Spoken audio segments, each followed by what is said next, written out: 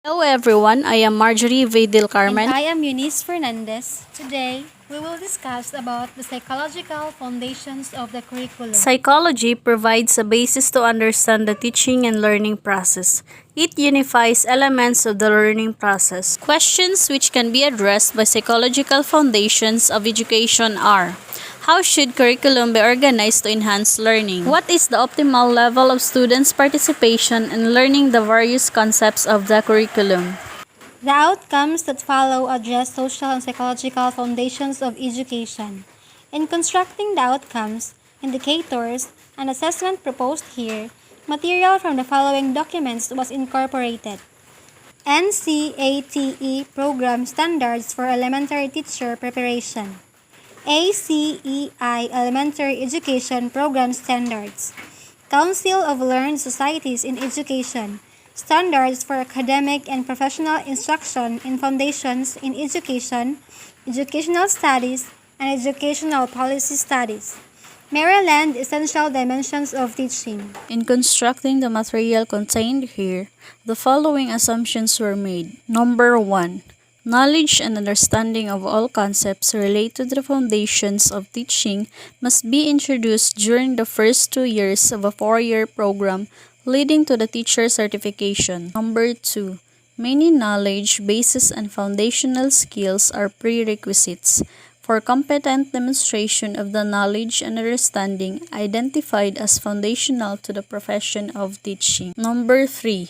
Knowledge and understanding foundational to the profession of teaching will be addressed in students' general education curricula and appropriate introductory teacher education courses. Let us review some theories in learning psychological foundation of curriculum. Pavlov. He is the father of the classical conditioning theory, the SR theory. The key to learning is early years of life is to train them what you want them to become. SR theory is a foundation of learning practice called indoctrination. Edward Thorndike. He championed the connectionism theory. He proposed the three laws of learning: law of readiness, law of exercise, law of effect. Specific stimulus has specific response. Robert Gagne. He proposed the hierarchical learning theory. Learning follows a hierarchy. Behavior is based on prerequisite conditions. He introduced tasking in the formulation of objectives. Jean Piaget. Theories of Jean Piaget.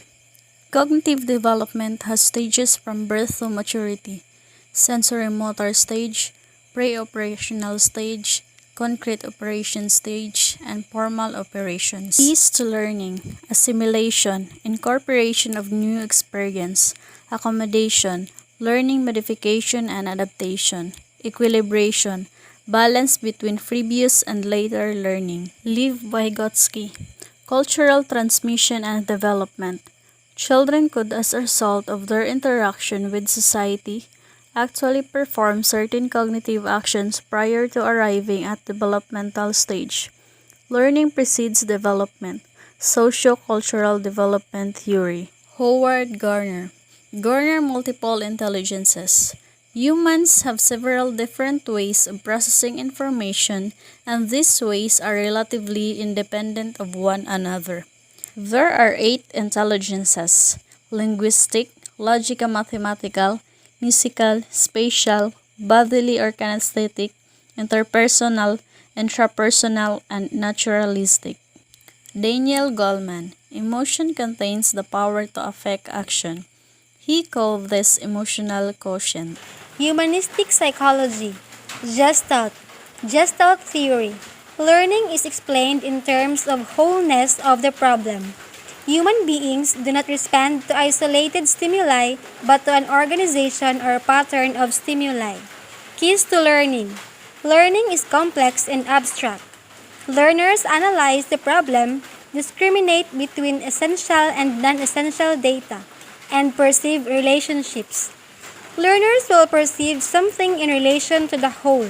What or how they perceive is related to their previous experiences. Abraham Maslow. He advanced the self-actualization theory and classic theory of human needs. A child whose basic needs are not met will not be interested in acquiring knowledge of the world. He put importance to human emotions based on love and trust. Key to learning. Produce a healthy and happy learner who can accomplish, grow, and actualize his or her human self. Carl Rogers. Non-directive and therapeutic learning. He established counseling procedures and methods for facilitating learning. Children's perceptions, which are highly individualistic, influence their learning and behavior in class. Key to learning. Curriculum is concerned with process, not product. Personal needs, not subject matter. Psychological meaning, not cognitive scores. Social foundations of curriculum. Schools and society. Contributions.